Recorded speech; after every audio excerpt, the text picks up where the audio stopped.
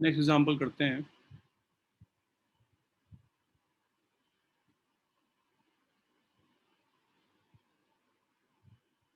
A particle is projected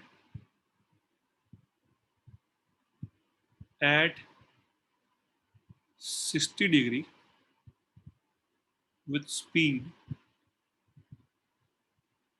20 meters per second. ठीक। What is the speed,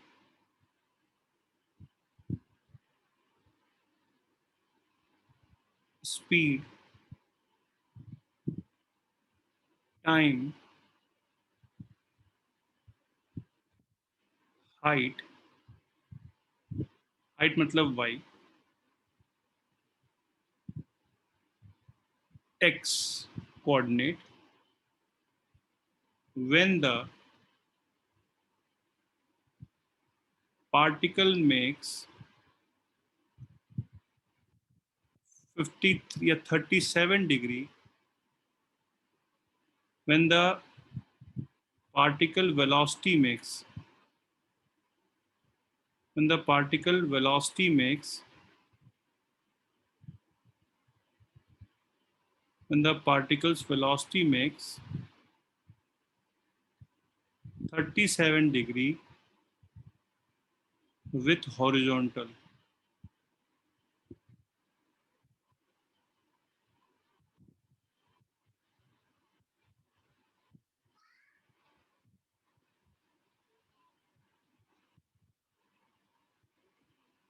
सवाल क्या है?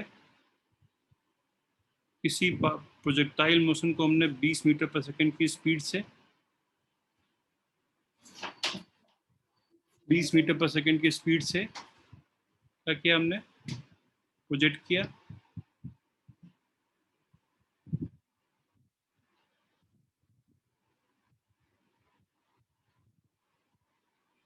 कितने एंगल पर? हॉरिजॉन्टल के साथ 60 डिग्री एंगल पर। जब यही पार्टिकल की वेलोसिटी कुछ इंस्टेंट के बाद हॉरिजॉन्टल के साथ में कितना एंगल बना रही है? 37 डिग्री एंगल बना रही है। तो पूछा जा रहा है कि उस पार्टिकल की स्पीड कितनी है, उस समय टाइम कितना हुआ होगा, उस समय पार्टिकल की हाइट कितनी होगी, उस समय पार्टिकल का एक्स कोऑर्डिनेट कितना होगा। यही सारी बातें पूछी जा रही हैं। कैसे करेंगे इस सवाल को?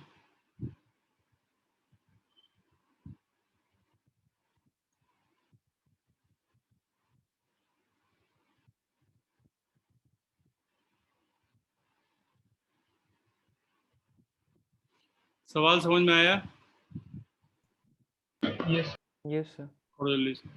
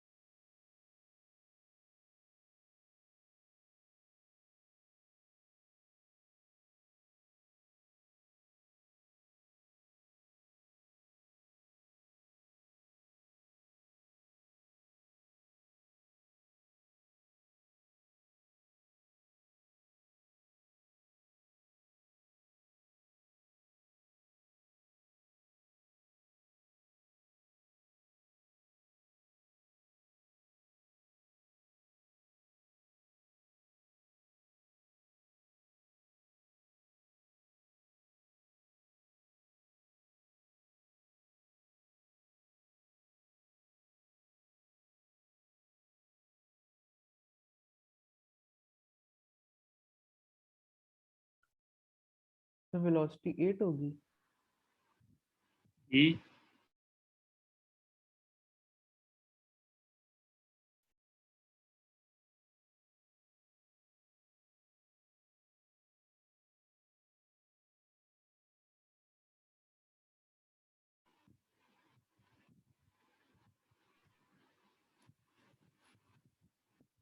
स्पीड स्पीड, हाँ। सर इस 8 सवाल को होगी। कैसे अप्रोच करेंगे? मान लिया यहाँ पे स्पीड v है। हो गया आयुषी? यस सर, बस कैलकुलेशन कर। पहला वाला पर बताओ।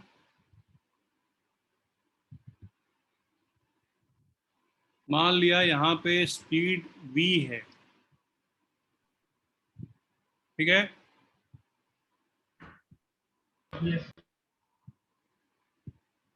तो v निकालना बड़ा आसान है। सर उस पॉइंट पे सर उसकी मतलब एक्स डायरेक्शन में वेलोसिटी पता है, और सर जो उससे सब। चीज यहाँ पर और यहाँ पे सेम होगी वो उस पार्टिकल का एक्स डायरेक्शन में कंपोनेंट होगा। इन वेक्टर्स का एक्स डायरेक्शन में कंपोनेंट बराबर होगा। तो 20 का एक्स डायरेक्शन में कंपोनेंट कितना हो जाएगा? Sir 10। 20 cos 60 must be equal to v cos 37 degree। बोलो, यस सर। ठीक है ना? एक्स डायरेक्शन में वेलोसिटी के कंपोनेंट जो होते हैं वो यहाँ पे भी ux होगा, यहाँ पर भी ux होगा। एक्स डायरेक्शन वाला कंपोनेंट चेंज नहीं होता, vx बराबर us होता है। ये भी एक इंपॉर्टेंट फार्मूला था। तो सिंपली हम लोग क्या करेंगे, 20 cos 60 कितना हो जाएगा? 10 हो जाएगा। v cos 37 कितना हो जाएगा? 4v/5। 4/5 हो जाएगा। cos 37 4/5 हो जाएगा। तो v कितना आ जाएगा? 50/4, 25/2, 12.5 मीटर पर सेकेंड आ जाएगा। बोलो। Yes sir. Yes sir.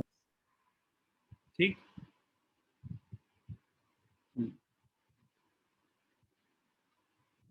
अब सुनिए ध्यान से। अब अगर v आ गया, ठीक है, 25/2 ले लेते हैं, तो हम लोगों को क्या बाकी बाकी निकालना है? हमें टाइम भी चाहिए, स्पीड तो आ गई उस पॉइंट पर, टाइम भी चाहिए, हाइट भी चाहिए और एक्स कोऑर्डिनेट भी चाहिए।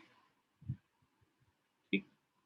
तो जहां तक बात है क्या निकालने की, टाइम निकालने की, तो टाइम निकालने का एक बहुत आसान तरीका है। क्या?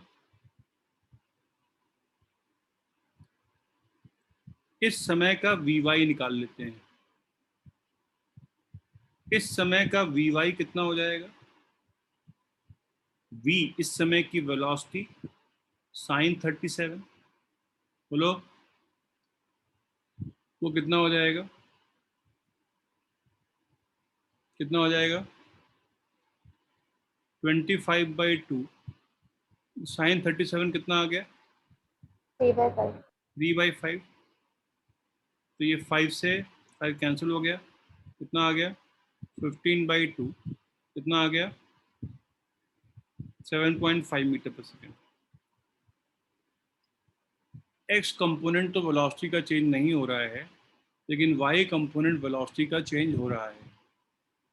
इस समय की वाई डायरेक्शन में वेलोसिटी का कंपोनेंट 7.5 मीटर पर सेकेंड आ गया, और इस समय का वी वाई 7.5 मीटर पर सेकेंड बराबर u sine theta minus g T हो जाएगा।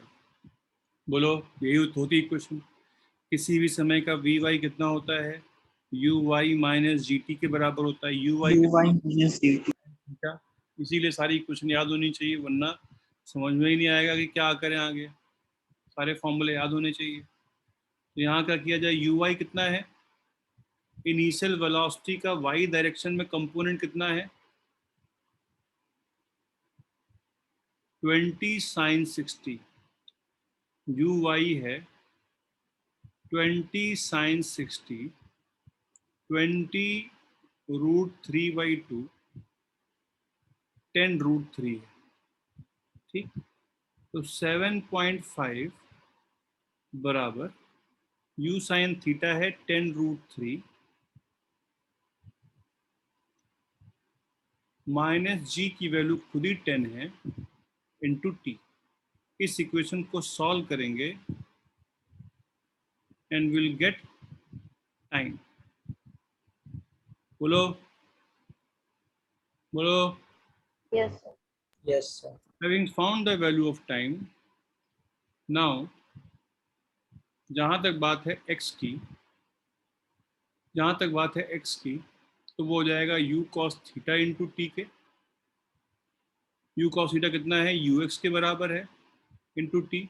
us कितना है, 10 के बराबर है, 10 इंटू टी. जहाँ तक बात है y की, तो y we can find u y t minus half g t square वाली इक्वेशन से. यू वाई की वैल्यू होती है u sine theta into t minus half g t square. बोलो बोलो. Yes. ठीक है, बाकी सारा पार्ट हम लोग टाइम की वैल्यू कैलकुलेट करके यहाँ पे वैल्यू सब्स्टिट्यूट कर देंगे. यू साइन थीटा जो है वो 10√3 के बराबर था.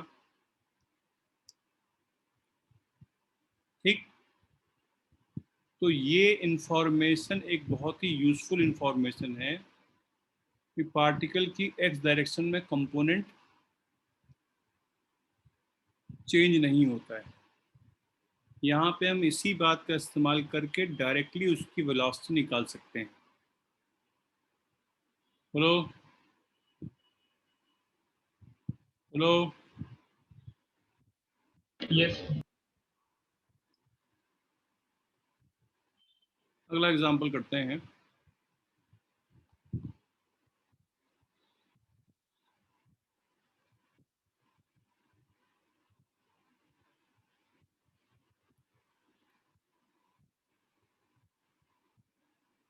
A ball is thrown such that it just passes a pole. It just passes a pole of height 30 meters at a distance of 10 meters, and then it falls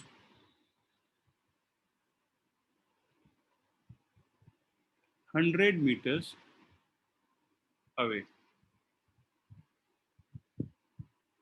as shown.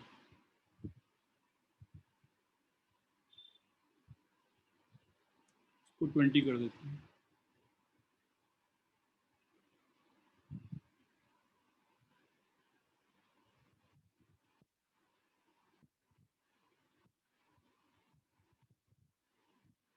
ठीक है,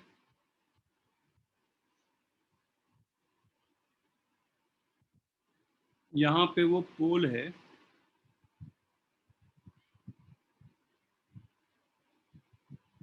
जो कि 30 मीटर हाई का है. कितनी दूरी पर, 20 metre दूरी पर. और यहाँ से जाने के बाद वो कहाँ गिरता है, इस पॉइंट पे गिरता है. कितनी दूरी पर, उसको बोलेंगे इसकी रेंज है 100 मीटर.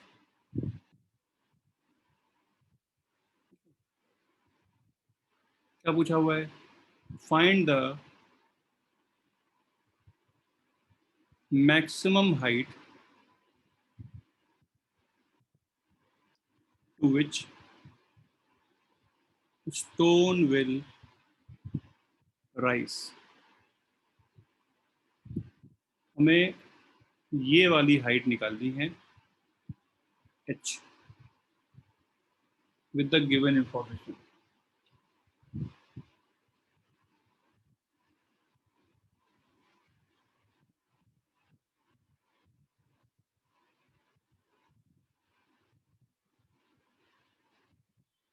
दो मिनट का टाइम है, करो उसको अपने आप. देखो सर, इस सवाल को करने के लिए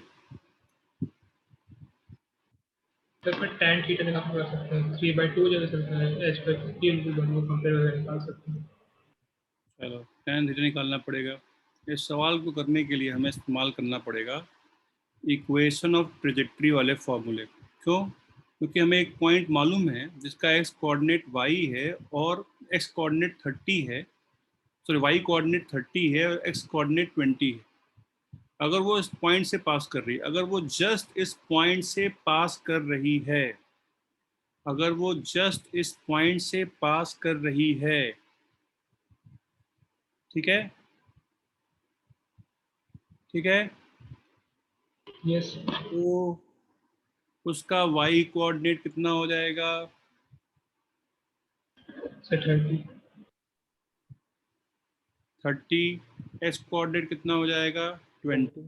इसके अलावा हमें उसकी रेंज भी मालूम है। सबसे बेस्ट इक्वेशन होगी कौन सी?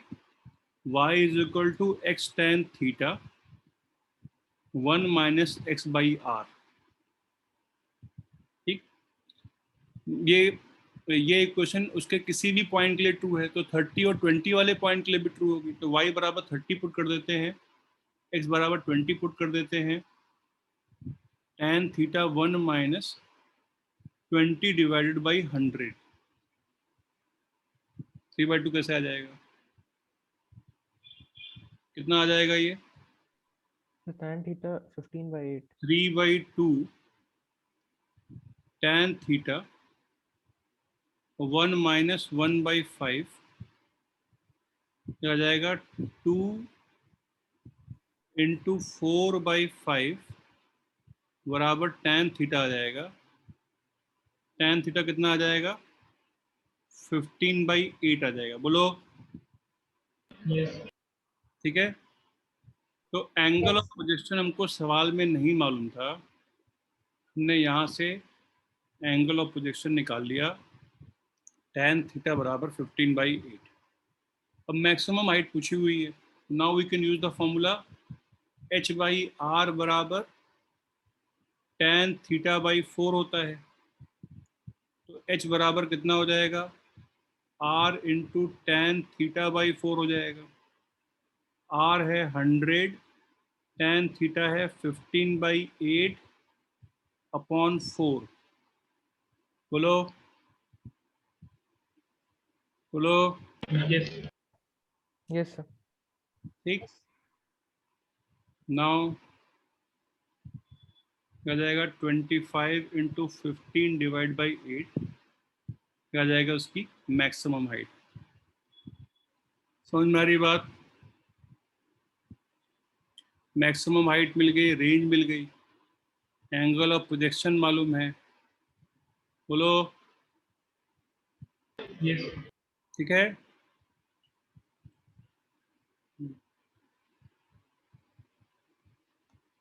Example number 10।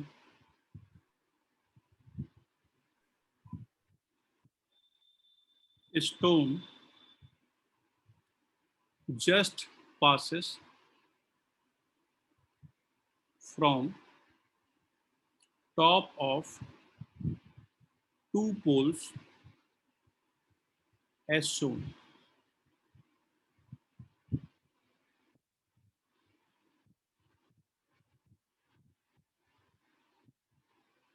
ये कोई प्रोजेक्ट स्टोन फेंका गया,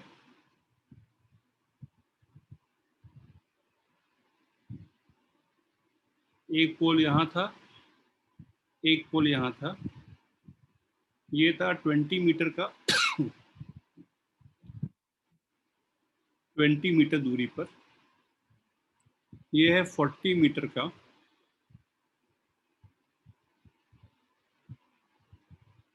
लेट अस से 60 मीटर दूरी पर। दो पोल से एक स्टोन जस्ट उनके ऊपर से पास कर रहा है। ठीक है, find angle of projection, range and maximum height।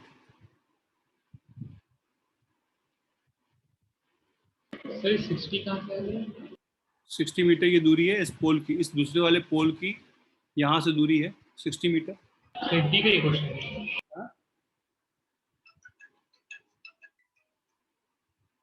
क्या सर 60 मीटर क्वेश्चन में दी गई है। दे रखी और क्या, करो उसको।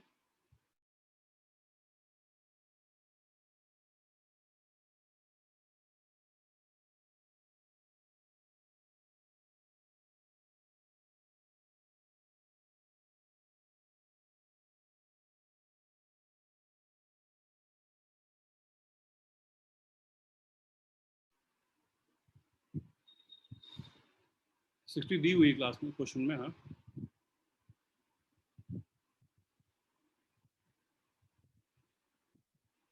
क्या अप्रोच होनी चाहिए हमारी? इक्वेशन और ट्रेजेक्ट्री है ना, तो इक्वेशन Yes. दो इक्वेशन बन जाएंगी। हमें इस बार 2 पॉइंट मालूम है, यहाँ वाला पॉइंट मालूम है, यहाँ वाला पॉइंट मालूम है। बोलो, एक यहाँ वाला पॉइंट मालूम है, एक यहाँ वाला पॉइंट मालूम है इस इक्वेशन पे। तो पहले वाले के लिए कौन सी इक्वेशन इस्तेमाल करेंगे हम लोग? y बराबर x tan theta 1 minus x by r. ठीक, तो y इज इक्वल टू पहले वाले के लिए, फर्स्ट पॉइंट के लिए क्या हो जाएगा y?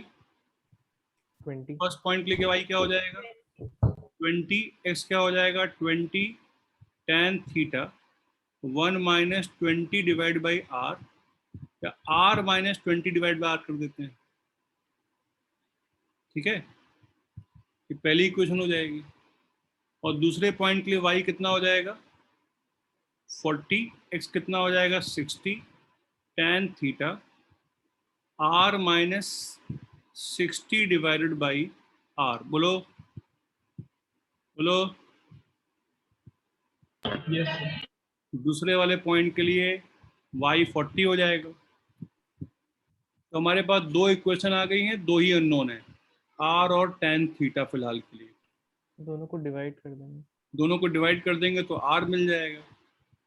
उससे फिर tan थीटा आ तो जाएगा। दोनों को डिवाइड कर देंगे तो क्या आ जाएगा?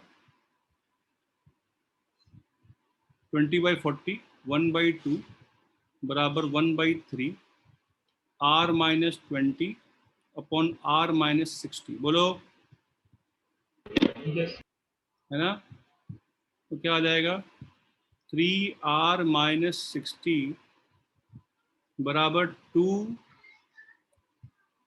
माइनस 20 हो जाएगा। 3r माइनस 180 बराबर 2r माइनस 40 हो जाएगा। तो r बराबर कितना आ जाएगा? 180 माइनस 40 कितना आ जाएगा? 140 मीटर आ जाएगा।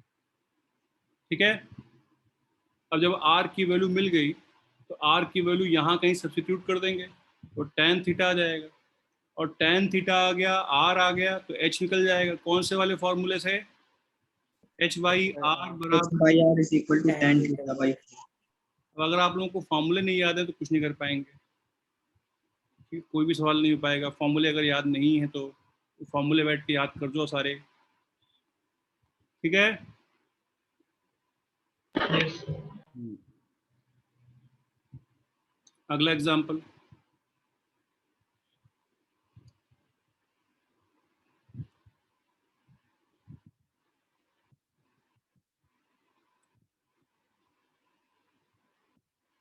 A stone is thrown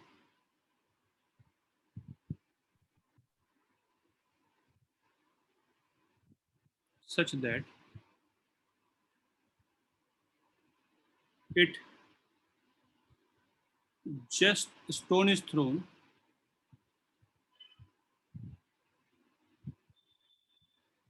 from base of a triangle as shown.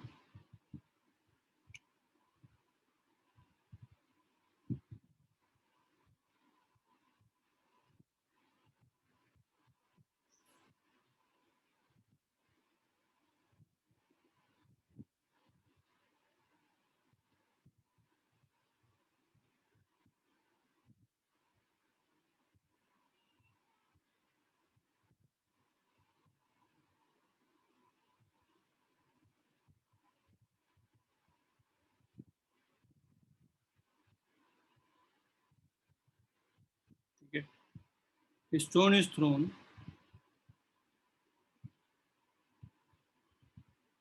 from base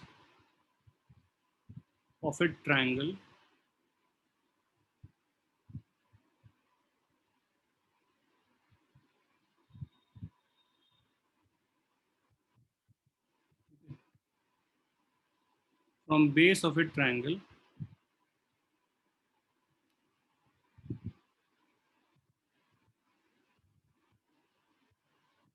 as shown from A. ठीक, it just crosses B and then falls on C. B को जस्ट क्रॉस किया, C पे आके गिर गया। ये वाला एंगल अल्फा दे रखा है, ये वाला एंगल बीटा दे रखा है। एंगल ऑफ प्रोजेक्शन थीटा है। ठीक, find theta in terms of alpha and beta. ये वाला क्वेश्चन जो है HLP में दे रखा है। HLP में एक्सरसाइज 2 में दे रखा है, मेरे ख्याल से एक्सरसाइज 2 में दे रखा है या HLP में दे रखा है। थोड़ा टफ क्वेश्चन है, मतलब इतना टफ तो नहीं हो तो 2 ही लाइन में जाएगा। क्वेश्चन समझ में आया आप लोगों को? Yes sir. हमने थीटा एंगल पे फेंका, ट्रायंगल के जो 2 एंगल दे रखे हैं अंदर वाले वो अल्फा और बीटा दे रखे हैं। वो बी पॉइंट को जस्ट टच करता हुआ, ग्रेज करता हुआ चला गया, उसके हल्का सा ऊपर चला गया और फिर सी पॉइंट पे आके लैंड कर दिया।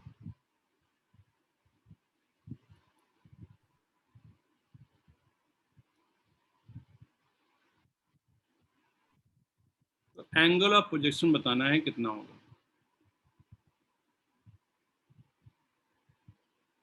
सर एंगल भी 90 तो नहीं है ना?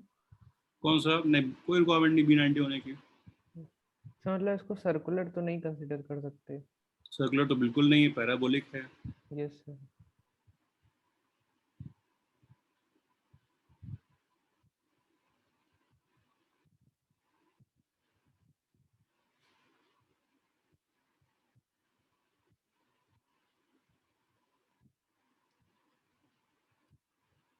एग्जाम्पल हो गया।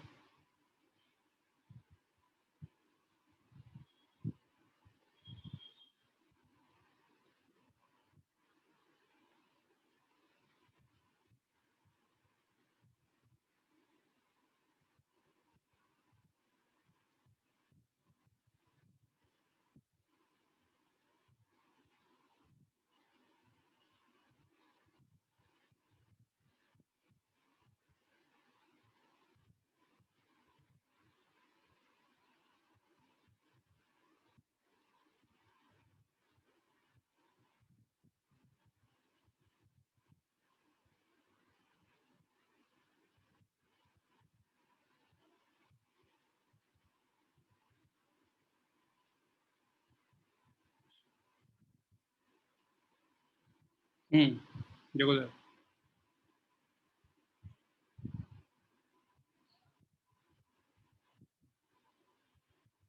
चलो ये क्वेश्चन मैं देता हूँ होमवर्क, ठीक है?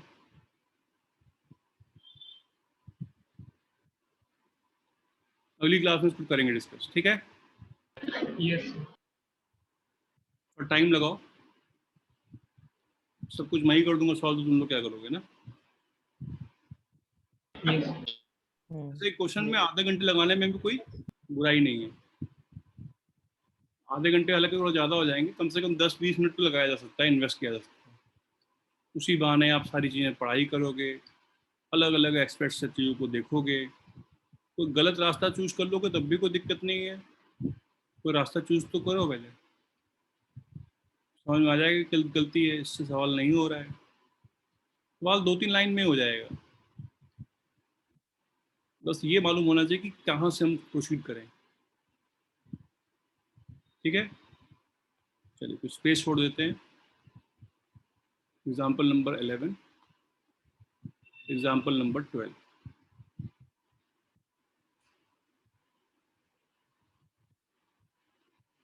A particle is projected with 10 meter per second velocity at 37 degree, ठीक, from horizontal।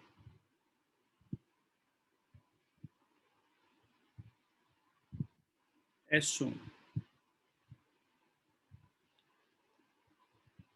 तो जब हम किसी पार्टिकल को एक स्पीड से फेंकेंगे,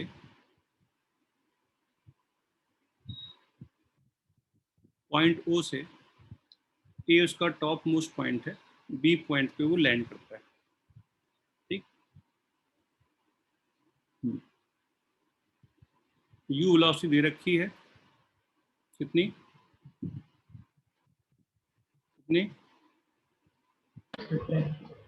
10 है, 37 डिग्री एंगल पे। Find average velocity between point 0 and A। Find average velocity between point 0 and B।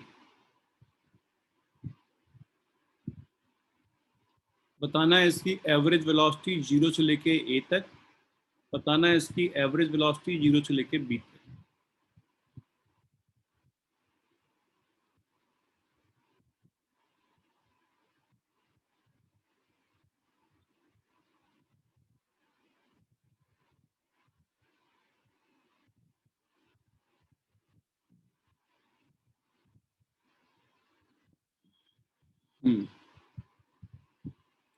तो सबसे पहले इसके बारे में कुछ चीजें फाइन कर लेते हैं। सर इसमें हॉरिजॉन्टल लाइन का निकाल दीजिए सर डिस्प्लेसमेंट के लिए। सवाल को करने से पहले इसकी इनिशियल वेलोसिटी दे रखी है 10 मीटर पर सेकेंड। बोलो। यस ये एंगल दे रखा है 37 डिग्री। इस 37 डिग्री एंगल के दो कंपोनेंट निकाल लेते हैं, ux और uy। कितना होगा ux अदनान? ux कितना होगा Adnan? Yes sir। Yes sir तो नहीं होगा, Sir, U sin 37। ux u sin 37 हो जाएगा। Sir, 10 cos 37. 10 cos 37 हो जाएगा। क्या कर रहे हो भाई, बड़ी दिक्कत होगी तुमको अभी। cos 37 कितना हो गया? 4/5 कितना आ गया? मीटर पर सेकंड आ गया। और ui कितना हो जाएगा अदनान? हमें Sir 10 sin 37। 10 sin 37। अभी देखो तुम्हें कंपोनेंट निकालने भी नहीं आते हैं। सर वो उल्टा समझ लिया था गलती से। कितना हो जाएगा? 6 मीटर पर सेकंड हो जाएगा। ठीक है, ठीक। Yes sir. अब दो चीजें हम चाहें तो निकालें।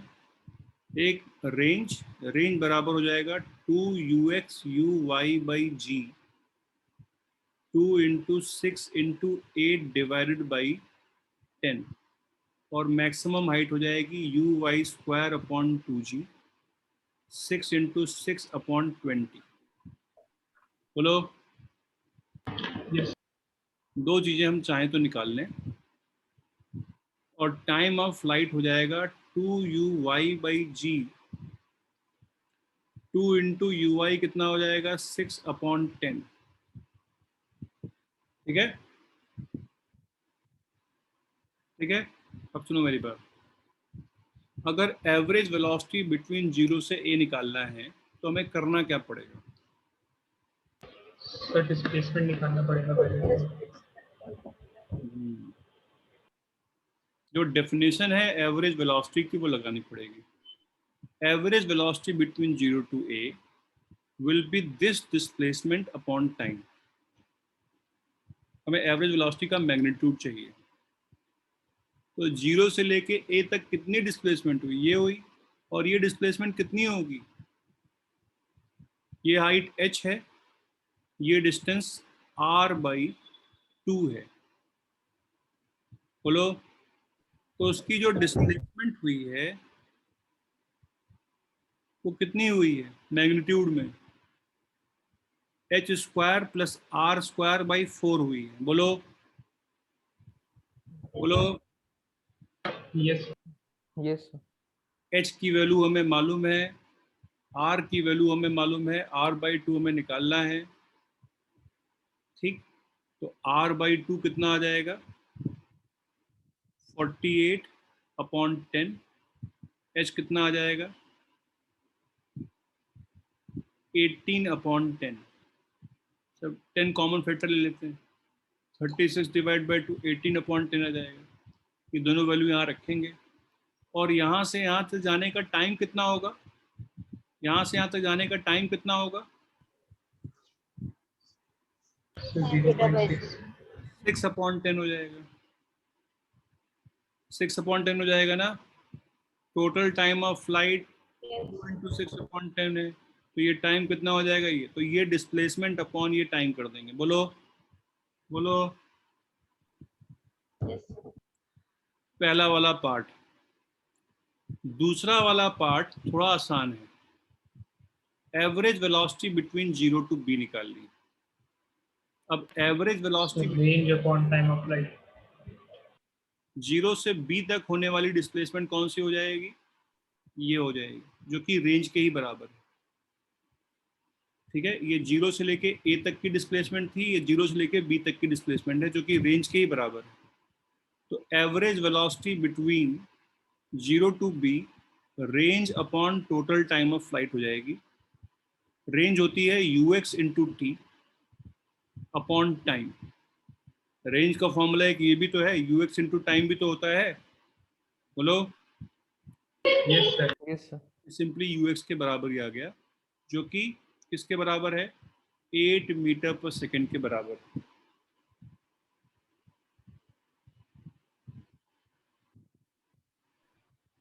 समझ में आ रही है बात?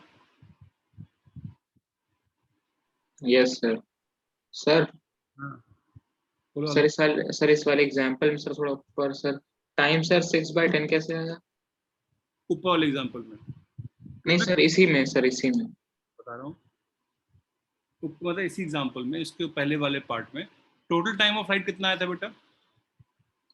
2 × 6/10 आया था। Yes sir. टाइम कितना लगेगा? 6/10 लगेगा। यहाँ से यहाँ तक अगर हमने निकालनी है एवरेज वेलोसिटी, तो यहाँ से यहाँ तक की डिस्प्लेसमेंट अपॉन यहाँ से लेके यहाँ तक का टाइम ही तो करेंगे हम लोग, यस सर। है ना। तो टोटल टाइम ऑफ फ्लाइट 2 × 6/10 आया था, तो आधा टाइम ऑफ फ्लाइट कितना हो जाएगा? 6/10 हो जाएगा। 6/10। ठीक है। Yes sir. Yes sir.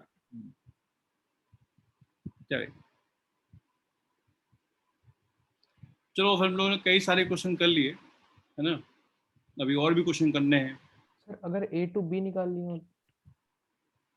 A to B निकालनी तो भाई ये अलग कर देंगे डिस्प्लेसमेंट, मैग्नीट्यूड में तो वही आएगा। A से B तक डिस्प्लेसमेंट ये हो जाएगी, है ना। मैग्नीट्यूड में जो डिस्प्लेसमेंट ये होगी वही डिस्प्लेसमेंट ये भी होगी, और टाइम भी उसको उतना लगेगा। तो A से लेके B तक जो एवरेज वेलोसिटी का मैग्नीट्यूड है वही B से लेके A तक के एवरेज वेलोसिटी का मैग्नीट्यूड हो जाएगा। लेकिन सर साइन में डिफरेंस होगा। साइन में? सर साइन अलग होगा। साइन नहीं, डायरेक्शन अलग होगी। किस एवरेज वेलोसिटी एक वेक्टर होगी ना, उसकी यहाँ से यहाँ तक वेक्टर ये हो जाएगा और यहाँ से यहाँ तक का वेक्टर ये हो जाएगा। उसमें साइन सर अपोजिट माइनस का।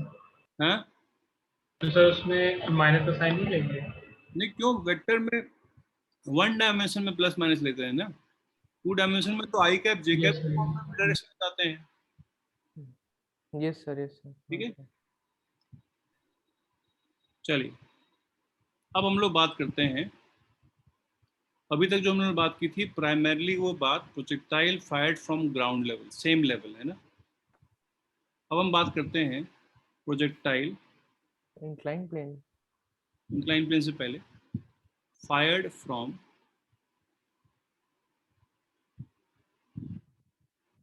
सम हाइट,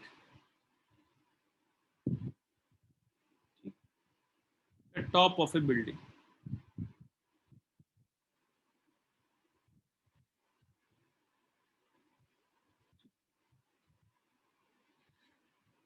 तो एक प्रोजेक्टाइल मान लो हमने h हाइट से फायर की, यहां से u वेलोसिटी से theta angle.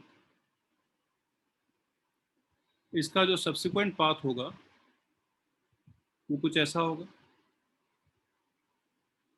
Clear? Yes sir. ठीक,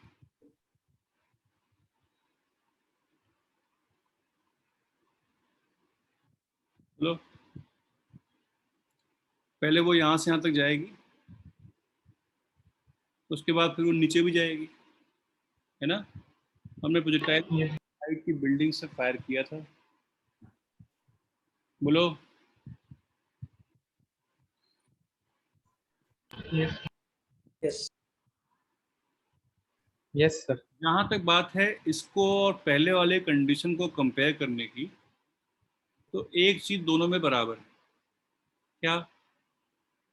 इससे पहले जो हमने पढ़ा और जो अभी हम पढ़ाई कर रहे हैं, एक चीज दोनों में बराबर है। दोनों का ही एक्सेलरेशन g है डाउनवर्ड डायरेक्शन में। ये कोई अलग केस नहीं है, बस अलग के फॉर्म में पढ़ाया जा रहा है। दोनों ही मोशन विद कांस्टेंट एक्सेलरेशन। इसकी वेलोसिटी के इनिशियल कंपोनेंट ux और uy है ना।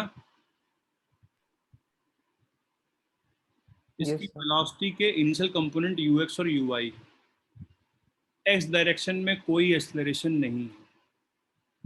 ax की वैल्यू यहाँ पर भी 0 है।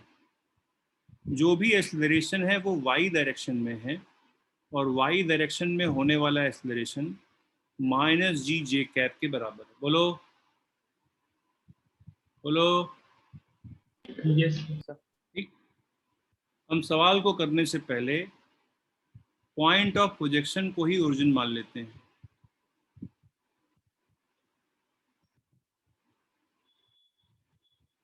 को ओरिजिन मान लिया। दो डायरेक्शंस में हमको सेपरेटली इस प्रॉब्लम को डिस्कस करना पड़ेगा। सो मेरी बात ध्यान से, एक्स डायरेक्शन में उसकी वेलोसिटी क्या होगी, एक्स डायरेक्शन में कितना एक्सेलरेशन है, एक्स डायरेक्शन में कंपोनेंट ऑफ एक्सेलरेशन कितना है, component of acceleration in x direction कितना है, सर 0। 0 है। तो ax बराबर अगर 0 है, which is equal to dvx by dt always, है ना। 2 डायमेंशन या 3 डायमेंशन में ऐसा ही होगा। तो vx क्या होगा, कांस्टेंट होगा। vx किसके बराबर रहेगा, ux के बराबर रहेगा। तो x कितना होगा किसी भी समय पे, ux इंटू टी होगा। किसी भी समय पे vx ux इंटू टी हो जाएगा। किसी भी समय पे vx ux हो जाएगा। किसी भी समय का x कोऑर्डिनेट क्या हो जाएगा, ux इंटू टी हो जाएगा। बोलो। Yes sir. Yes, sir. कोई फर्क नहीं पड़ेगा, है ना। पॉइंट ऑफ प्रोजेक्शन को ओरिजिन माना गया है। उसी तरीके से y डायरेक्शन में एक्सेलरेशन -g है, y डायरेक्शन में इनिशियल कोऑर्डिनेट 0 था, तो किसी भी समय पे v y u y -gt ही रहेगा। y बराबर u y t -half gt square ही रहेगा। और वी वाई स्क्वायर बराबर u y square minus 2g y के ही रहेगा। बोलो, Yes. कोई फर्क नहीं आएगा, सारी इक्वेशन जैसी थी वैसे ही रहेंगी, इन फंडामेंटल इक्वेशन में कोई फर्क नहीं आएगा, ठीक है। लेकिन अब रेंज वाला फॉर्मूला वो नहीं रहेगा, मैक्सिमम हाइट वाला फॉर्मूला तो रहेगा, वो टाइम वाला फॉर्मूला वो नहीं रहेगा, ठीक। ये क्वेश्चन कब है, ये क्वेश्चन कब ट्रू है, जब point of projection is taken as origin origin और upward direction is positive. If अब हमें चीजों को फंडामेंटल लेवल से करना पड़ेगा, ठीक है, ठीक है। बोलो, अब हमें चीजों को फंडामेंटल से करना पड़ेगा, इन फंडामेंटल इक्वेशन से करना पड़ेगा, कोई भी प्रॉब्लम आगे सॉल्व करना पड़ेगा इन फंडामेंटल इक्वेशन से करना पड़ेगा, ठीक है। Yes. Yes sir. अगर इसी सवाल में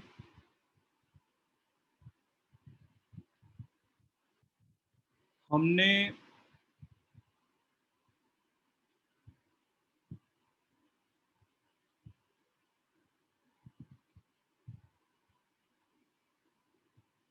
ओरिजिन को यहां नहीं बल्कि लेटस से यहां लिया हो तो प्रॉब्लम में कोई फर्क नहीं आ रहा, प्रॉब्लम तो वही रहती है या नहीं है। ये बातें हम लोगों ने पहले मोशन वन डायमेंशन में भी डिस्कस कर रखी है, प्रॉब्लम वही रहती, ठीक।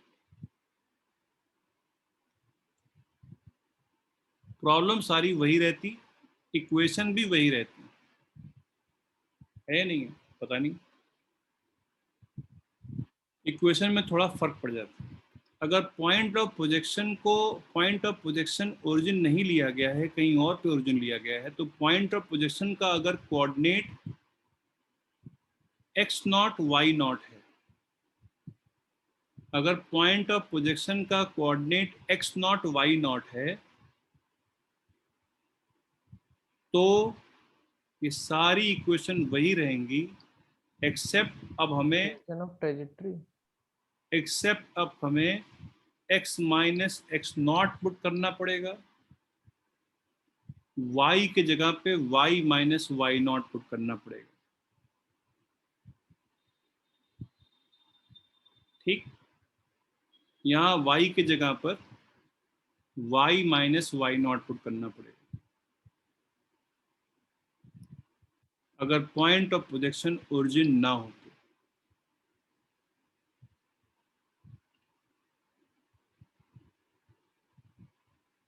Point of projection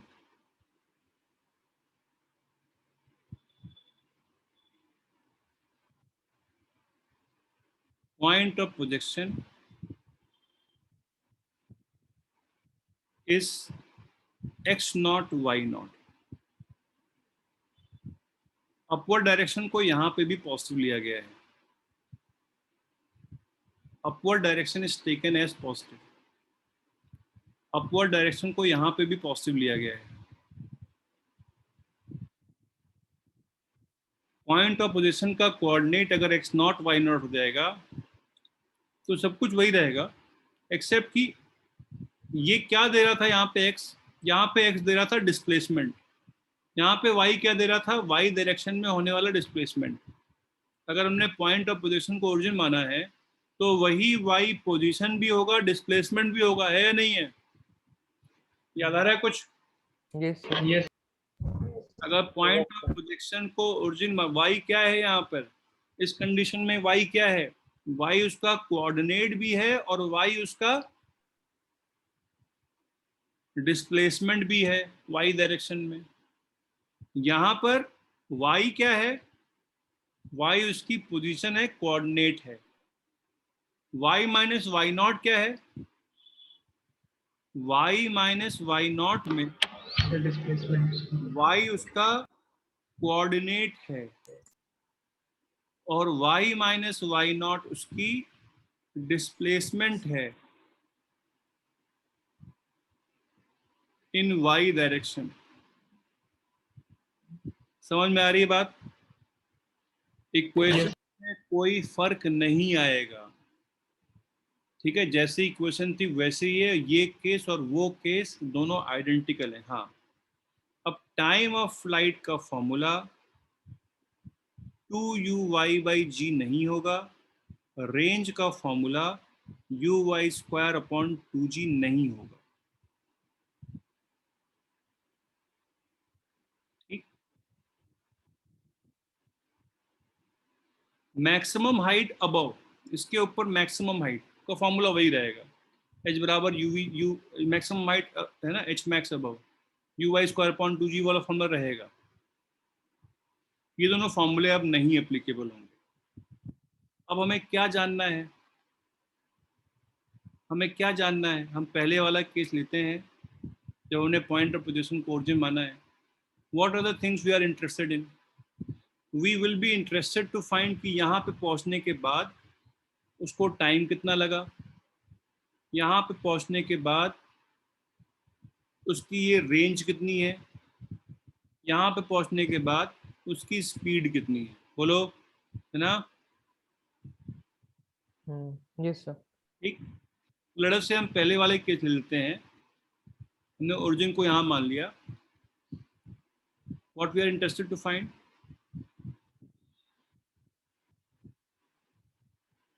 we want to find time here, range or speed at bottom। कितने देर के बाद वो जमीन पे आएगा, उस समय उसकी ये वाली रेंज क्या होगी, उस समय उसकी वाली डिस्टेंस कितनी होगी, उसको कितना टाइम लगेगा। इक्वेशंस क्या है हमारे पास, इक्वेशंस यही वाली हैं, इक्वेशंस में कोई फर्क नहीं आया है, ठीक। ये इक्वेशन क्या बता रही है, ये इक्वेशन क्या बता रही है, ये इक्वेशन किसी भी समय, पहली वाली इक्वेशन किसी भी टाइम पर एक्स कोऑर्डिनेट बता रही है। दूसरी वाली इक्वेशन क्या बता रही है, किसी भी टाइम पे उसकी वाई डायरेक्शन में वेलोसिटी का कंपोनेंट बता रही है। तीसरी वाली इक्वेशन क्या बता रही है, किसी भी टाइम पे उसका वाई कोऑर्डिनेट बता रही है। चौथी वाली इक्वेशन क्या बता रही है, किसी भी वाई कोऑर्डिनेट पे उसकी वाई डायरेक्शन में वेलोसिटी का कंपोनेंट बता रही है। यहाँ पर ux किसके बराबर है, ux बराबर है u cos थीटा के, uy किसके बराबर है, u sin थीटा के। बोलो बोलो। Yes sir. क्या किया जाए अगर हमें निकालना हो time, to find time at विच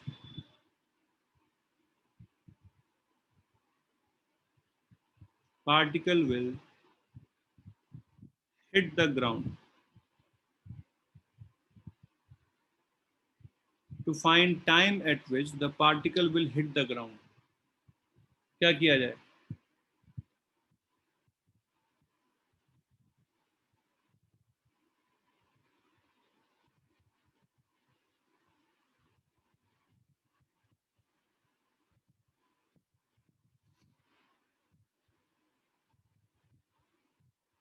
क्या किया जाए? पहले यहां से यहां तक का टाइम निकाल सकते हैं क्या हम लोग? उसके बाद यहां से यहां तक का टाइम निकालना। बोलो। Yes. बिल्कुल नहीं है सर, ऐसा करने की रिक्वायरमेंट नहीं है। सबसे पहले ये पता किया जाए कि इस पॉइंट का कोऑर्डिनेट कितना होगा। अगर ये ओरिजिन लिया है तो इस पॉइंट का कोऑर्डिनेट कितना होगा, बताओ जल्दी से। ये वाली एक्स एक्सिस है, ये वाली वाई एक्सिस है, बताओ जल्दी से। ये वाली x axis sir and point का कोऑर्डिनेट करना है। जहाँ जहाँ गिरा वहां का कोऑर्डिनेट। r,0 r,0 नहीं होगा बेटा। r comma minus h। किसने बोला? सुखर ने, वेरी गुड। अच्छा सर ऊपर की तरफ सर वो रिपीट करके Origin डिस्कनेक्ट लिया हो गया गया था। ओरिजिन यहाँ है ना भाई, यस सर मुझे लगा सर जब सेकंड यहाँ फेज गिरा की बात तो हो इसका रही है। एक्स कोऑर्डिनेट कितना हो गया? r हो गया। y कोऑर्डिनेट कितना हो गया? -h। -h। बोलो बोलो। इस पॉइंट के कोऑर्डिनेट्स r और -h हो गए। बोलो बोलो। Yes sir. और अगर हमने ओरिजिन यहाँ लिया होता, अगर हमने ओरिजिन यहाँ लिया होता और ये पार्टिकल यहाँ r दूरी पे गिरता, इस पॉइंट के कोऑर्डिनेट कितने हो जाते? r,0 r,0। ठीक। तो इस कंडीशन में ओरिजिन को चेंज करने पे इस पॉइंट के कोऑर्डिनेट भी चेंज हो जाएंगे। अब सुनो मेरी बात ध्यान से, चीजें कॉम्प्लेक्स होती जा रही हैं क्या? हाँ, कॉम्प्लेक्स होती जा रही हैं। ठीक है, खास तौर से जिन लोगों ने सर वो रिपीट करके मेरे साथ डिस्कनेक्ट हो गया था। कुछ ऐसी खास बात नहीं बताई, बस मैंने बोला कि अगर ओरिजिन यहाँ है तो इस पॉइंट का कोऑर्डिनेट r-h हो जाएगा, और अगर Yes. ओरिजिन यहाँ है तो इस पॉइंट का कोऑर्डिनेट r,0 हो जाएगा। बोलो यस बोलो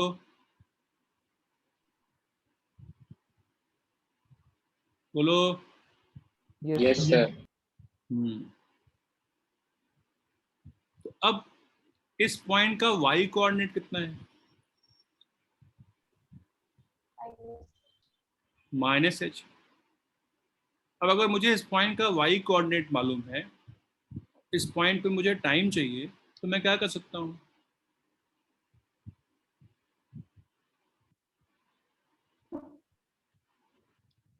इस इक्वेशन का इस्तेमाल कर सकता हूँ। Third equation. इस केस में थर्ड इक्वेशन हो जाएगी, थर्ड इक्वेशन का इस्तेमाल कर सकता हूँ। बोलो। Yes. वो थर्ड इक्वेशन क्या बोलती है?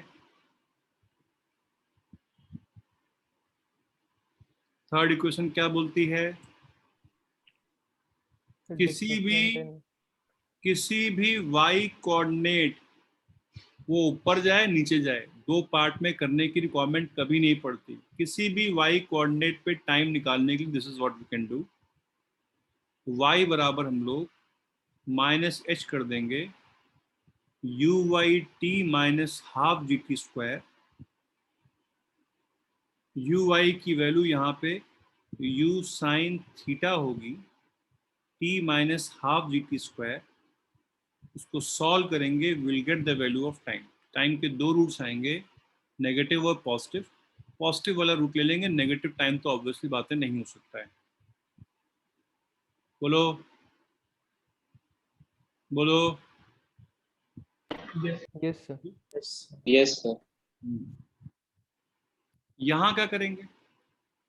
अगर ओरिजिन यहाँ लिया था तो इस इक्वेशन में यहाँ y को 0 पुट कर देंगे,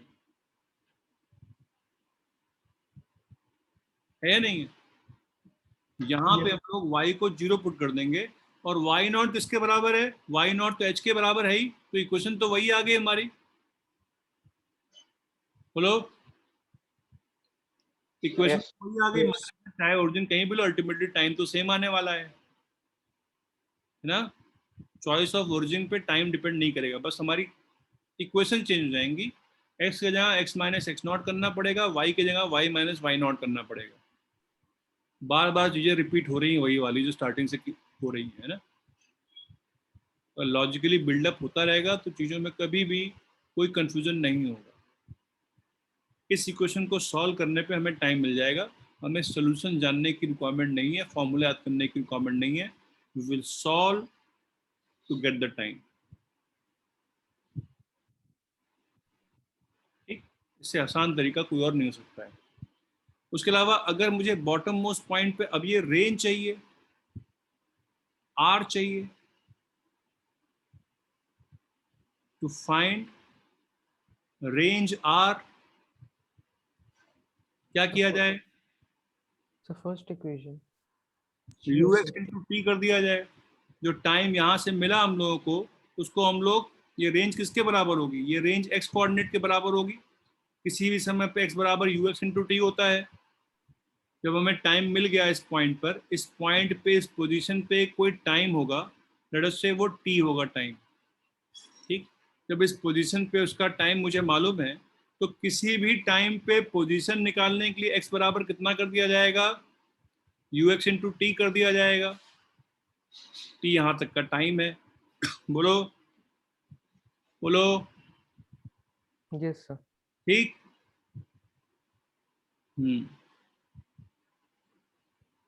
फाइनली इस पॉइंट पे अगर मुझे वेलोसिटी निकालनी है,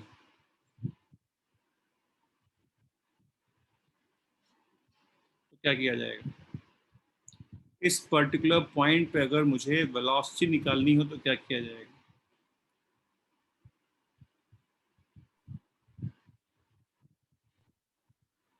Second, तो सेकंड इक्वेशन अप्लाई कर सकते हैं। the second equation. Second question ये भी तो है भाई, Yes, sir, UX cos change नहीं हो रहा है, Yes.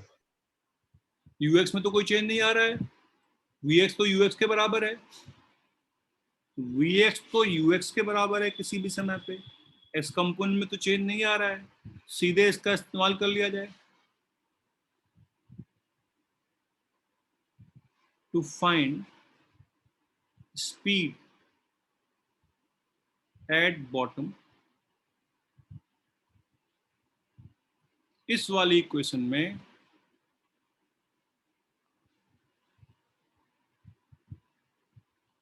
Put y is equal to what, y is equal to what, minus H minus H. तो वी वाई स्क्वायर कितना हो जाएगा, you y square plus 2gh हो जाएगा। बोलो बोलो। Yes. Yes, sir. और Yes. वी एक्स स्क्वायर कितना होगा, यू एक्स स्क्वायर के बराबर होगा। उस पर्टिकुलर पॉइंट पे, बॉटम मोस्ट पॉइंट पर, बॉटम मोस्ट पॉइंट पर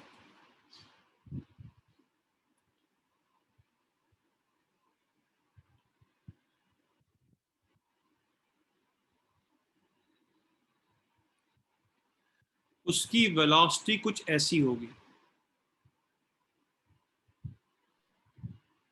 उस वेलोसिटी के दो कंपोनेंट होंगे,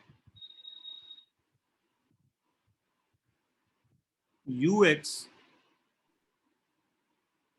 और यू वाई। यू वाई इस बार नेगेटिव हो जाएगा। बोलो, sorry u x, v y होगा, वी वाई होगा, वी वाई होगा ना, वी वाई नेगेटिव होगा। नीचे की तरफ है तो नेगेटिव होगा। देखो यहाँ पे वेलोसिटी का जो कंपोनेंट वाई डायरेक्शन में था वो यू वाई अपवर्ड था, यहाँ पे जो वेलोसिटी का कंपोनेंट वाई डायरेक्शन में है वो वी वाई नीचे की तरफ है। बोलो, Yes, sir. है ना, बोलो। Yes. Yes. V y negative है वो तो ठीक है, क्लियर है। इस समय वेलोसिटी, इसकी जो स्पीड है वो, जो स्पीड है वो v है, उसके दो कंपोनेंट हैं। x वाला ये गिरने से पहले की बात है, गिरने की बात की बात नहीं है। जब ये लैंड कर रहा है जमीन पे, गिरने से पहले उसकी वेलोसिटी के दो कंपोनेंट हैं, इधर वाला ux, इधर वाला vy। इधर वाला कंपोनेंट v है। बोलो, यस सर। तो इस समय की स्पीड कितनी हो जाएगी, इस समय की स्पीड कितनी हो जाएगी, v बराबर किसके है, ux बराबर किसके है, ux बराबर vx के है। इस समय की अगर मुझे स्पीड चाहिए, v चाहिए, तो क्या v बराबर ux square plus vy square नहीं हो जाएगा, स्क्वायर अंडर रूट कर दो, अंडर रूट। Yes sir. हो जाएगा नहीं हो जाएगा। Yes sir. और vy स्क्वायर कितना आया था, vy स्क्वायर कितना आया था, uy स्क्वायर प्लस 2gh आया था, बोलो uy स्क्वायर प्लस 2gh आया था, बोलो। Yes. तो ये क्या आ गया, ux square plus uy square आ गया। And what is ux square plus uy square, U square. u square. ये ux यहाँ पे कंपोनेंट है, uy यहाँ पे कंपोनेंट है, तो ux square plus uy square u square के बराबर हो जाएगा, will be equal to u square. तो कितनी आ गई वेलोसिटी, उसकी वेलोसिटी या स्पीड बॉटम मोस्ट पॉइंट पे आ गई u स्क्वायर प्लस 2gh, ठीक, u स्क्वायर प्लस 2gh, ये सिंपल सा फॉर्मूला है। अगर किसी पार्टिकल को हम u वेलोसिटी से फेंकते हैं h हाइट की बिल्डिंग से, तो जमीन पे पहुंचने के बाद उसकी speed u square plus 2gh का अंडर रूट हो जाती है। ये फॉर्मूला हम लोग चाहें तो याद कर लें, ठीक है। When a particle is thrown with speed u from a building of height h, when a particle is thrown with speed u from a building of height h,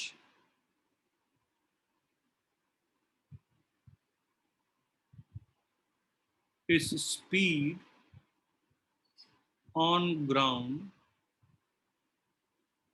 is equal to u square plus 2gh।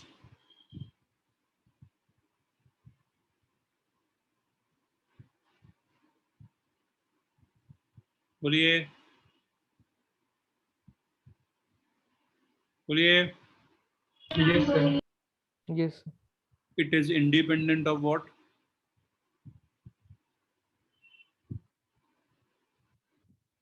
Origin. huh? It is independent of what, time. time and Sir, range. range and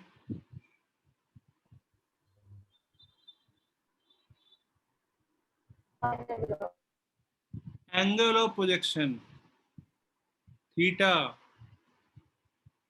It is independent of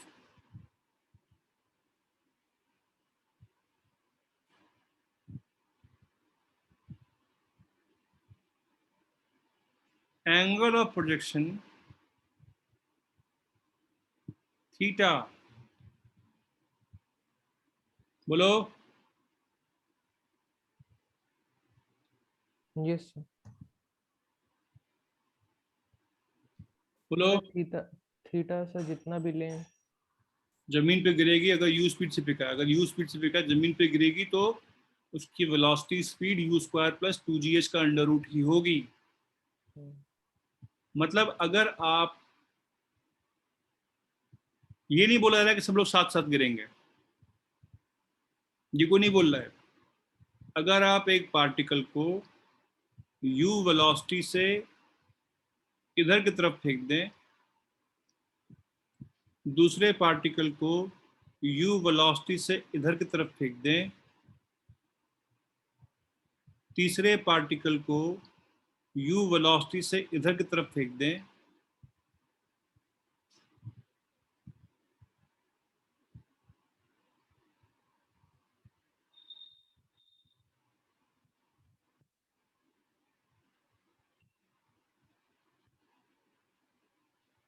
तीनों की initial velocity u हो,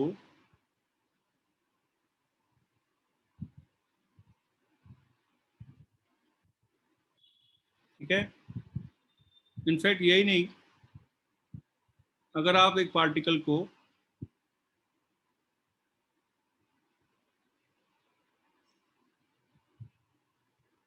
u velocity से ऊपर की तरफ फेंक दें,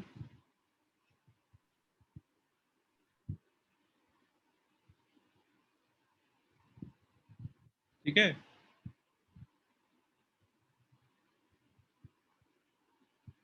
या u वेलोसिटी से नीचे की तरफ फेंक दें, तीनों की जमीन पे पहुंचने के बाद इसकी भी स्पीड u² + 2gh होगी, इसकी भी स्पीड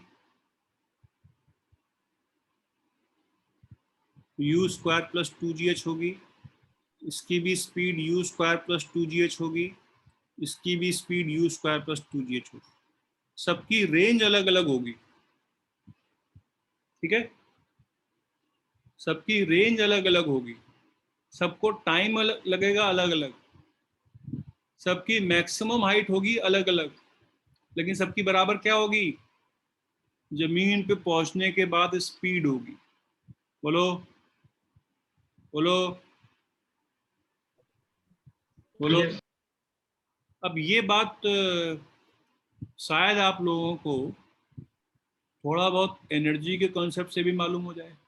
यही चीज हम प्रूव कर सकते हैं बहुत सिंपल तरीके से। तो मतलब बर्नौलीज प्रिंसिपल में भी सर ऐसे ही? नॉलेज थोड़ा नहीं है यार यहाँ पे, वो लिक्विड के लिए होता है। थोड़ी बहुत आप लोगों को एनर्जी के बारे में कॉन्सेप्ट क्लियर है, थोड़ा बहुत क्लियर है। इस पॉइंट पे काइनेटिक एनर्जी कितनी होगी, इस पॉइंट पे काइनेटिक एनर्जी कितनी होगी? ½ mu²। बोलो। Yes. इस पॉइंट पे पोटेंशियल एनर्जी कितनी होगी? MgH. इनिशियल ये टोटल एनर्जी हो गई, काइनेटिक प्लस पोटेंशियल का सम क्या होता है? टोटल एनर्जी टोटल होती है। एनर्जी। और जमीन पर पहुंचने के बाद उसकी पोटेंशियल कितनी हो गई? 0। 0. पोटेंशियल हो गई 0 और काइनेटिक एनर्जी कितनी हो गई? ½ mv² हो गई। बोलो। Yes. तो v² कितना आ गया? v² आ गया u² + 2gh। v कितना आ गया? एनर्जी वाले कॉन्सेप्ट से तो फट से हो जा रहा है। अगर आता है तो अच्छी बात है, नहीं आता तो कोई चिंता की बात नहीं है, अभी आगे हम लोग पढ़ेंगे। ये आता है आप लोगों को? ऐसे एनर्जी Yes. कंजर्वेशन करना आप लोगों को आता है? Yes, sir. Yes sir. पढ़ा हुआ तो अच्छी बात है, नहीं पढ़ा हुआ तो कोई दिक्कत की बात नहीं। कुछ लोगों ने शायद ना पढ़ा हुआ हो, नहीं पढ़ा हुआ तो कोई दिक्कत की बात नहीं। बस मैं बोलना चाहता हूँ कि ये बात तो हम एनर्जी कॉन्सेप्ट से भी बहुत सिंपल तरीके से प्रूव कर सकते हैं, ठीक है। जमीन पे आने के बाद सबकी क्या बराबर होगी? सबकी क्या बराबर होगी? वेलोसिटी। Velocity. ठीक। फाइनली हम लोग एक चीज और निकाल सकते हैं कि जमीन पे पहुंचने के बाद ये वाला एंगल फाई कितना हो जाएगा? जब ये गिरेगा तो इसकी वेलोसिटी हॉरिजॉन्टल से कितना एंगल बना रही होगी? Can we find this angle phi?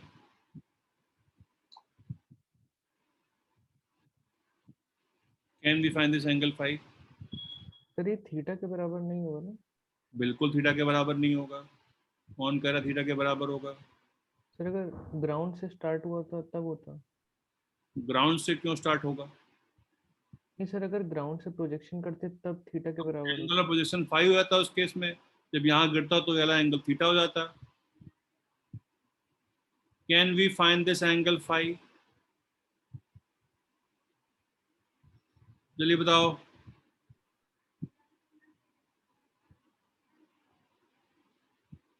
Can we find this angle phi? जल्दी बताओ।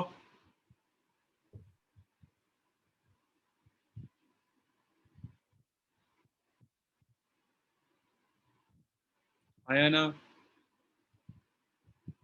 Yes. Sir, x component से equal हुआ। हाँ, v cos फाई बराबर ux होगा, बस एक लाइन में आंसर आ जाएगा। v cos फाई बराबर ux हो जाएगा। Yes sir. और v कितना है? v है u square plus 2gh cos phi बराबर u cos थीटा हो जाएगा, and therefore cos phi will be equal to u cos theta upon u square plus 2gh हो जाएगा। यहां से इसको यहां ले आए। बोलो अल्टरनेटिवली tan phi बराबर vy का मैग्नीट्यूड अपॉन ux भी होगा। बोलो इस वेक्टर में tan phi किसके बराबर होगा? ये वेक्टर अपॉन ये वेक्टर होगा। बोलो tan phi किसके बराबर होगा? ये वेक्टर अपॉन ये वेक्टर होगा। बोलो, है ना? yes, और वी वाई इस पर्टिकुलर टाइम पे अगर हमने निकाल दिया है तो वी वाई हमें टाइम के रूप में फंक्शन मालूम है। अगर हमने टाइम निकाल दिया वी वाई का, we can find the value of phi. इस इक्वेशन से भी आ सकता है। यू एक्स तो यू कॉस थीटा के ही बराबर है। यू एक्स तो वी एक्स हमेशा बराबर है यू कॉस थीटा के। एक्स डायरेक्शन में कंपोनेंट चेंज नहीं होता। ये बहुत इंपॉर्टेंट बात है प्रोजेक्टाइल मोशन के लिए। ठीक है, ठीक है। yes. तो बहुत सारी बातें हम लोगों ने डिस्कस कर ली आज। सर नीचे दिखा दीजिए। बिल्कुल, एक मिनट रुक जाओ। बहुत सारी बातें हमने डिस्कस कर ली। अगर आप लोगों को कुछ पल्ले नहीं पड़ रहा है तो इसका मतलब ये है कि बेसिक चीज़ें क्लियर नहीं है। अगर बेसिक चीज़ें क्लियर होंगी तो ये सारी चीज़ें बहुत आसान है समझनी। इसमें दिक्कत क्या है आप ये समझो। दिक्कत ये है कि इसमें इतने सारे वेरिएबल्स हैं, दिमाग घूम जा रहा होगा, है ना? कब क्या लगाए समझ में नहीं आ रहा होगा। अरे ये भी वेरिएबल है, ये भी वेरिएबल है, ये भी वेरिएबल है। हर वेरिएबल के बीच में आपस में रिलेशनशिप है। और जब तक कोई चीज मेमोरी में नहीं आएगी ना आप लोगों के, जब तक चीजें आप लोगों को याद नहीं होंगी तो कब क्या लगाना है ये समझ में नहीं आएगा। बिल्कुल भी समझ नहीं आएगा अब क्या किया जाए, अब क्या किया जाए। प्रोजेक्टाइल मोशन एक तरीके से अभी तक जो पढ़ा हुआ उसका टफेस्ट टॉपिक है। इसके बाद वाले टॉपिक कंपैरेटिवली आसान आपको लगेंगे। क्यों क्यों टफ है? क्योंकि इतने सारे वेरिएबल हैं यहाँ पर। एक्स डायरेक्शन में कंपोनेंट छोड़ के बाकी सब कुछ वेरिएबल है और सभी वेरिएबल्स के बीच में आपस में रिलेशनशिप है। आप लोग बस इतनी इक्वेशन याद रखो, ठीक है? ये इक्वेशन तो वही वाली है ना यार जो पहले पढ़ी हुई थी। हाँ, यस सर। एक्स डायरेक्शन में कांस्टेंट वेलोसिटी, वाई डायरेक्शन में कांस्टेंट वेलोसिटी। ये तो हम लोग मोशन इन वन डायमेंशन में भी पढ़ चुके हैं सारी बातें। इससे पहले हम लोगों ने कैलकुलस में भी ये क्वेश्चन ड्राइव की हुई थी। प्रोजेक्टाइल मोशन में जब सेम लेवल पे प्रोजेक्शन था तब भी यही इक्वेशन थी। यही इक्वेशन वहां भी वैलिड है, यही इक्वेशन यहाँ भी वैलिड है। इसके ऊपर मैं अभी कोई क्वेश्चन नहीं करवा रहा हूँ। न्यूमेरिकल में फॉर्मूला लगाना पड़ेगा, है ना? ये इक्वेशन लगा के बस सब्स्टिट्यूट करना पड़ेगा। हाँ, बस एक चीज और, इक्वेशन ऑफ ट्रेजेक्ट्री क्या होगी? अगर पॉइंट ऑफ पोजीशन ओरिजिन हो, तो इक्वेशन ऑफ ट्रेजेक्ट्री क्या होगी?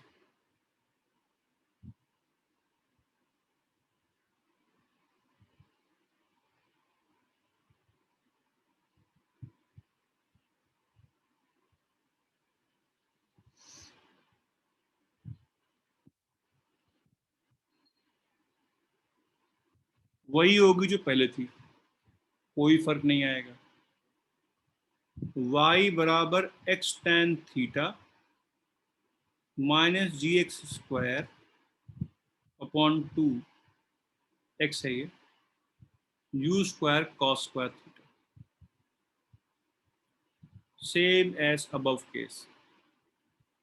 हाँ, इस बार रेंज के टर्म में बात नहीं करेंगे, क्यों? क्योंकि ये रेंज, वो जो रेंज थी वो ये वाली रेंज थी, वो जो रेंज थी वो ये वाली रेंज थी, ठीक है।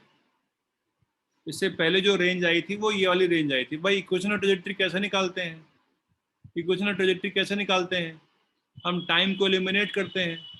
तो इस इक्वेशन में और इस इक्वेशन में टाइम को एलिमिनेट करेंगे। ये इक्वेशन सेम है तो अल्टीमेटली इक्वेशन ऑफ ट्रेजेक्टरी भी सेम आएगी। बोलो बोलो, Yes, sir. Yes sir. है ना? ठीक। इनफैक्ट इस इक्वेशन ऑफ ट्रेजेक्टरी से भी हम लोग चाहें तो उसकी रेंज निकाल सकते हैं। जिस समय वो जमीन पे पहुंचा तो y बराबर कितना आ गया? -h आ गया। जिस समय वो जमीन पे पहुंचा तो y बराबर कितना आ गया? -h आ गया। उसके करस्पॉन्डिंग में x की वैल्यू निकाल लेंगे हम लोग। बोलो। Yes. चलिए, दैट्स ऑल सर अबाउट एक बार ऊपर निकालेंगे. the case where a projectile is fired from a certain angle शाबाश. with the horizontal. सुनो मेरी बात ध्यान से। अब इसी में एक और केस बनता है, उसको अगली क्लास में किया जाएगा डिस्कस, ठीक है।